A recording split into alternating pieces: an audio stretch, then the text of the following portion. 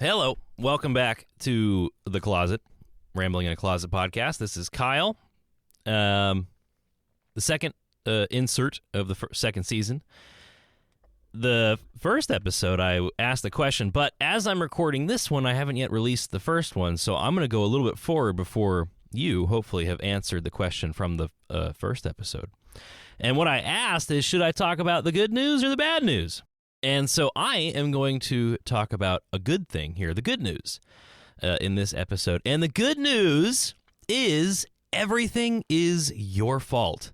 Isn't that great? I love it. That makes me feel so much better to know that all the problems, and by the way, I don't like adding disclaimers to everything I say because it seems pointless. However, I understand that it is somewhat necessary considering the subject matter that I'm attempting to ramble about. So I will say, okay, obviously not everything is our fault.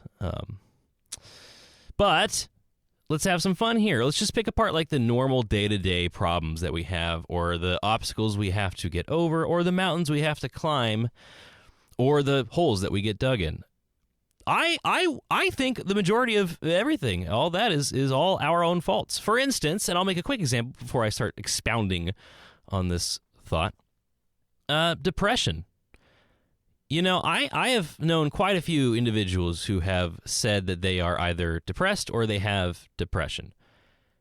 And I know there's a significant amount of science out there that says that some of that is due to chemical imbalances in your brain, and some of that, or rather all of depression, you could say, is due to a chemical imbalance. However, some of that chemical imbalance sometimes is genetic or neurological, and it's just there, and it's something you have to overcome. It's what they create SSRIs for, serotonin reuptake inhibitors, to allow yourself to either produce more or to feel, I don't know exactly how they work, but essentially your serotonin works better, the thing that causes you peace. It's not like dopamine, but it's a little different. I am not smart enough to explain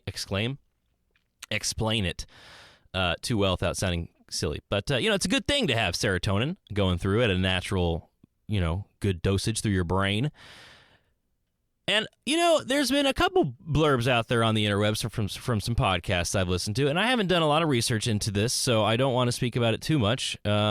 But it seems to me that there's a little bit of science coming out there that says that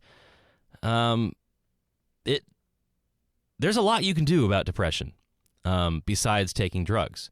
I'm not criticizing anybody who does that to help with their depression. In fact, I'm not actually criticizing anybody because this is the good news that I'm bringing to you, or that was brought to me and now I'm relating to you, rather. I was once asked by a friend, and it was a turning point in the way I thought about depression and being depressed. And he was having a conversation with his lady, and his lady said something along the lines of, "Oh gosh, I'm just so depressed I can't get out of bed in the morning." And he said, "Well, are you having a hard time getting out of the bed in the morning because you're depressed, or are you depressed because you sleep in so late?" And I heard that and I went, "Oh my goodness, yeah, that makes sense." I mean, think about everything we do or are doing, you and me included, nowadays. We're eating junk food, a good amount of it. We're eating really terrible things that are going into us that are causing chemicals to go off in our brain, right? We are consuming media that is so rich with, dopamine, excreting moments that we watch that normal life can sometimes feel dull. We consume an egregious amount of social media where we sometimes only see all the good that's going on in other people's lives, the beautiful photos, the family photos, the beautiful moments of them laughing and smiling and cheering while they're on vacation in, whatever, New Zealand. And then you look at your own life and you go, "Oh my gosh, what am I doing wrong?" And then let's keep going, shall we? I imagine we're all working out a lot less than maybe we used to. We're in a significantly lesser shape. And how does all of that not make you depressed? I mean, if you're some stoic beast and you can move through all of that and still feel happy, then hey, good on you. But I think for the most part, it takes quite a toll on the regular person like me. Doing all of that will, of course, make you a little depressed. Biologically in the brain, you're going to be lacking some stuff that we have had going on for thousands of years. All of a sudden, we're lacking it in just a short time. Our brains have not adapted to what we are doing to it. And so going back to that it's all your fault. Well, what if you are depressed? What if you're really sad? What if on a daily basis you're lacking motivation? You know there are things that you should be doing and that you need to do, but you just don't feel like doing them. And that can sometimes trick yourself into thinking, well, if I don't feel like doing it, then I shouldn't do it because I don't want to do it. And because if I don't want to do it, then maybe it's not a thing I need to do. There's a lot of other things depression causes. You're just kind of sad. You're more susceptible to negative emotion. And maybe it's all happening because of things that you are doing and not doing in your life. Is that your fault? Yeah. Should you be morally chastised and shamed and criticized for it? No. You should be held to account by your buds and your family. Hey, man, you need to do this more often. But I don't think you're a bad person. I don't think I'm a bad person. I could be a better person. I'm not perfect. I know there are things that I could be doing differently, and I'm actively in some cases trying to fix that, and in other cases I'm completely failing. Because that's part of life, I guess, is trying and failing and succeeding and not being perfect and trying to edge off the imperfections as much as possible. And yeah, it's my fault. The majority of the problems in my life, the lack of money I have, that's my fault.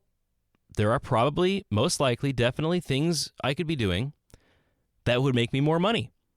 I could work more. I could have 2 jobs. But then I'd be tired, right? And then maybe I'd get burnt out, right? So maybe I don't need that much money right now compared to how much I'd have to work for it. So I'm doing a cost benefit analysis. Maybe I'm banking on the fact that I will be making a comfortable amount of money in the future if I continue to do the work and invest in the work that I'm doing now without killing myself doing it. But that's my fault. That's my problem. That is something that I am not doing or doing in a certain way that is not leading to the result of having more money. I'm not in as good of shape as I could be. That's my fault because I don't stay active as much as I should. I'm pretty okay. I'm definitely above average. Well, but that's not saying much nowadays, right? I'm not above average in what shape I'm in. I'm just in the way of like bodily shape, right? I got a little bit of a gut, but that's pretty much it. I'm doing pretty well for myself. But as far as cardio, as far as needing to act for a long periods of time in a moment of emergency, I question sometimes whether or not how I'll do. And part of that really shines when you have a significant other. And as me, in my opinion, and I think more than just my own opinion it is, but, in my opinion, I think it's a man's duty to protect their gal. And if you're not in shape, if you can't protect your gal, then what kind of man are you? What kind of man would I be if I couldn't protect my fiance, my future wife, and then our children? Because I didn't go to the gym enough, because I didn't work out enough, because I didn't go for a run. If I am so weak and frail that I can't do anything, then I have failed. And that's my fault. Now, I'll get to that, why you can take 100% blame for it, but give an extra 1% to what I'll tell you later. But okay, I'm sorry, I digress.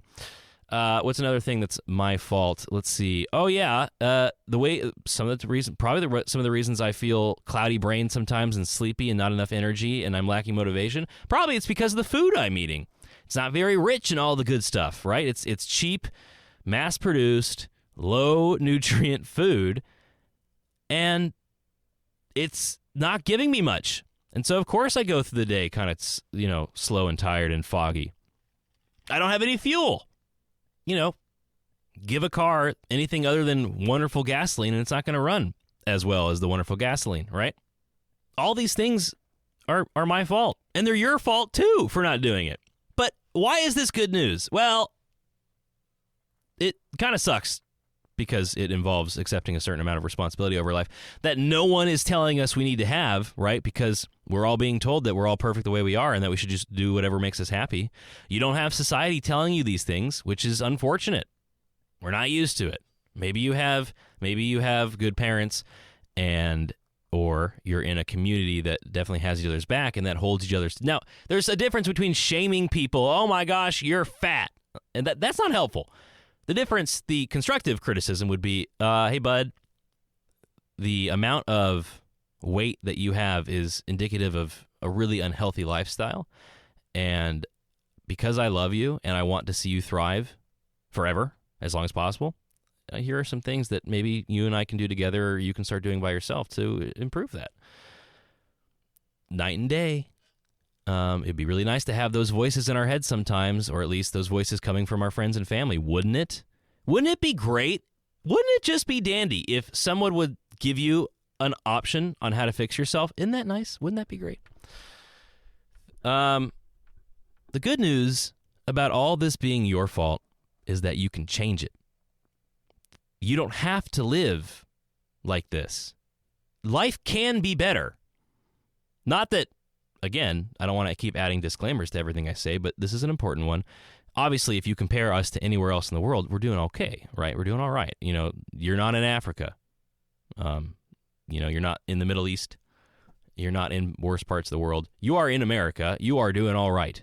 Okay, you're living a pretty darn dandy. You are definitely in the top 10% of the world, for sure. Even the poorest of the poor here in America are pretty up there on the worldwide percentage. And I'm not talking about, druggies or homeless people. I'm just saying like poor people who still get by but are just completely bankrupt, essentially, or poor. They're doing a lot better than the other people in the world. Not all of them, but you know what I'm saying. See, I'm trying to disclaim everything I say now, but you know what I'm saying. You know what I'm saying. Take that all for account. Now take your life, and now still it can be better, and you can do it. And that's the great thing about it all being your fault. We can change these things by adding sometimes a lot of effort. I mean, I can imagine, and not to keep bringing up the same thing because I should be more creative, but it's a good place to go. Imagine being like a 400-pound dude. I mean, that is a lot of work to change that. That is a life-changing moment that will forever affect your daily habits for the foreseeable future. And then some. I mean, it's incredible. I can't imagine. I look at the body that I want and I go, oof, that's going to take some time. I could probably, if I committed, I could probably achieve that in about a year. Probably less. If I went full bore, if I made my mission in life to become, ripped or whatever. I don't want to look ripped, but healthily ripped. I could achieve that in probably a year of dedicated hard work. Someone who's 400 pounds, that's intense. That's a lot of work. And you can't, of course, necessarily blame them all the way, because some of these kids start out that way because their parents give them McDonald's and they give them a little bit too much food, and the food that they do give them is not, the majority of it is not too great. I mean, you and I have seen it. We've looked around our country and seen 5-year-olds that are fat. You cannot blame the 5-year-old for that. You got to blame someone, and you can't blame the kid, because it's not like the kid. First of all, they don't even understand what the future is when they're that young, for the most part. They don't know what this is leading to. Now, at a certain point, they have to become responsible for themselves, right? Mid to late teens, early 20s, you got to start saying, oh, crap, I got to fix all these things. But as a kid, I can't blame you for that. It's your parents' fault. And then, the parents should be blamed 100%. But then again, you got to save that 1% for the rest of society. The parents are just maybe doing what their parents did. Or they're doing what is cheap and affordable. Or they're doing what, as far as they know, is okay. Now, again, we can't just completely excuse everybody, because we are all to blame about the majority of things. It's not your fault that you got hit by a car, right? But it is your fault that you were driving without your seatbelt. So two things can be true at the same time.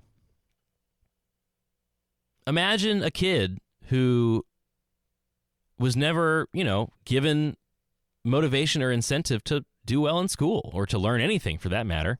And don't get me started on schools. Gosh, they don't give you any motivation to learn either. They just throw a book in front of your face and say, remember it for the test.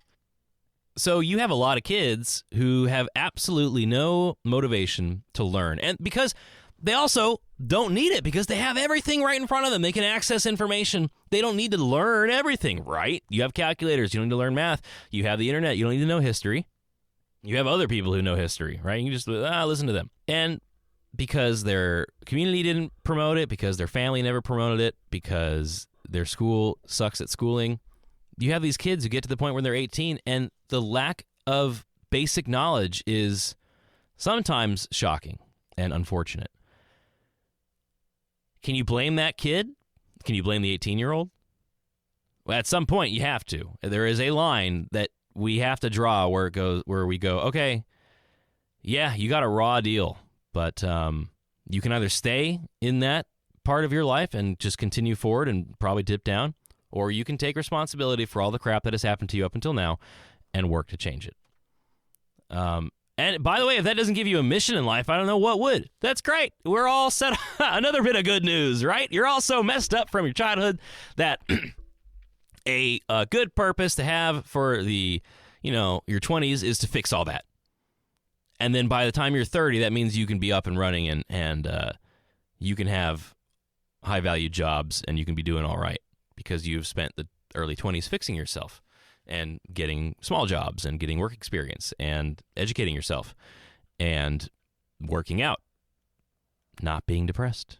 You can spend all that time doing that, not going out and drinking every night, not smoking weed 24/7. A lot of stuff that you can do and not do after you become responsible for yourself that will forever benefit you and the people around you. And isn't that just the greatest of news? You can fix it. I can fix it. And that, by the way, this is why it gives me joy. Because I know that it's, first of all of these things that I want, they're accessible. They are right there. They just take a lot of work. A beautiful marriage. That doesn't just happen. You don't just click. I'm finding that out with my fiance very quickly. We don't just mesh up and line up and everything's not just perfect and ooey gooey. We have disagreements. Sometimes very large, sometimes very small. It takes a large amount of work to shape a relationship. By the way, and not just work on fixing the other, but also on them fixing you. You are repairing each other during this relationship. And that really sucks sometimes because, the gal will point out something that I'm doing incorrectly and my ego goes, blah, blah, blah, blah, blah. And then after a few minutes, I go, ugh, damn it. She's got a point. And then you have to sometimes rewire your way of thinking or doing things. And I used the dishwasher thing last season when I was talking about an argument that you could have with your significant other. I mean, what if you've been doing the dishes the exact same way your entire life, and it turns out there's a better way to do it? Well, now you have to get into that habit. And that's, by the way, bottom of the totem pole on difficult things to do in a relationship that you have to do. A great body. Yeah, or just a good enough body. That is something you got to work at, unless you're just blessed by genetics completely. Even then, you got to work at it. Being smart. There's a difference between being smart and being wise. So actually, I should probably say being wise. Learning things, seeking knowledge, that's difficult. And for me, it's not as difficult. I was blessed somehow, whether it be through genetic coding or the way I was reared. I was blessed by curiosity. I soak up so much knowledge from podcasts and audiobooks and interviews and yada yada because I like to. I have the benefit of actually liking to do something that can be found boring or hard by some people. And I am totally, I don't think of myself as a better person because of it. I am just grateful that I have that curiosity in me, and I use that to benefit myself and then to annoy others with my opinion, right? God, my poor coworkers. They really get the brunt of it sometimes. I do a pretty good job of keeping to myself my opinions and not just foisting them on people, because I used to be really bad about that when I was younger. But when things do come up in conversation, I'm completely an open book. I share my opinion regardless of just how unconventional it might seem to modern society. It's actually, most of the time, I like to believe that it's pretty common. Like what I'm saying right here. It's all your fault. That might sound new and weird and different, but I I feel like that's what we've all known for the majority of human existence. You have the power to make your life worse, and you have the power to make your life better. And isn't that just great news? And again, it's great news because it's right there in front of you. You just have to reach out, do a butt ton of work, and then grab it, right? Why haven't you started a business yet? You could do that. Can you? Most people will tell you, no, everything's been done. Everything's been thought of. But you can still do it, and you can still work your butt off for it, and it can work. You just have to, first of all, educate yourself on how a business works. I mean, okay, you have to do a lot of things. And I find that all the time because I think, oh boy, wouldn't it be wonderful to start a business? And then I start to think about all of the crap I'd have to learn, and I go, oh my gosh. But you know what? If 5 years ago, when I first thought of starting a business, if I had started to learn how to run a business 5 years ago, you know what I know how to do now? I know how to run a business, or at least I know a lot more practical knowledge on how to run a business. And the same thing goes to learning guitar. Gosh, every year that goes by, I go, oh, wouldn't it be nice to learn to know how to play that awesome guitar solo I just listened to? Full well knowing that when I was 15, I was given a wonderful guitar for Christmas. And if I had started playing 11, almost 12 years ago and kept up and kept going, I would be an amazing guitar player right now. I could do the things that I want to do, but I didn't because I was lazy and because I slacked off. It was all my fault. It is the reason I am not a good guitar player is all my fault. Or that sentence doesn't make sense. The fault lies with me on why I'm not a good guitar player. And that kind of stings a little bit, my ego. It stings my self, but it's true. And by the way, you know what that means, though? I could start right now. I could end this podcast, go take a shower, and I could do a half an hour of guitar. And then tomorrow, you know what I could do? Half hour of guitar. And then you know what I could do tomorrow? Or the day after tomorrow? Half hour of guitar. And you know what? After 10 years, I'd be pretty flippin' fantastic about it, you know? And it's all my fault. But I can do it. And so can you. And I think that is just really great news. And I don't think we're told this a lot in society. What we are told is it's somebody else's fault. You're a victim, right? It's somebody else's fault that the economy being so bad. That's why you can't. That's why you're not making any money. The housing market. That's why you can't buy a house. By the way, I don't necessarily disagree with all that. You know, it seems strange how expensive houses are compared to how much money we're making.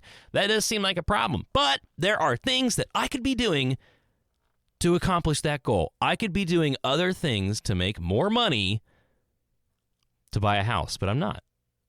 And then people get shocked when they are Walmart employees and they can't buy a house. It's like, well, you're not really supposed to be able to buy a house if you're a Walmart employee.